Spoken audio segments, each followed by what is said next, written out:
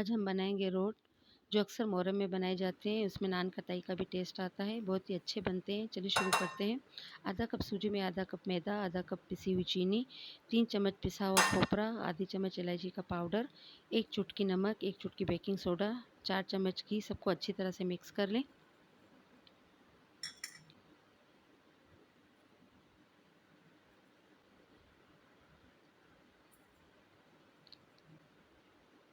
आधा कप दूध डालकर आधे घंटे के लिए रख दें।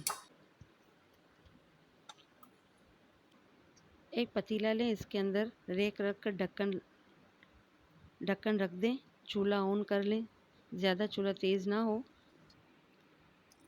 ये थोड़ा हल्का कर लें ताकि पतीला गर्म हो जाए।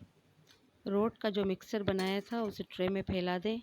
ट्रे के अंदर बटर पेपर रखकर हल्का सा तेल लगा दें। इससे ये होगा कि निकलने में आसानी होगी। जब ट्रे में डाल दें तो इसके ऊपर बादाम डालकर पतीले में रख दें। 45 मिनट तक बेक करें। ओवन में इसका कलर बहुत अच्छा आता है। आप चाहें तो ओवन में बनाएं।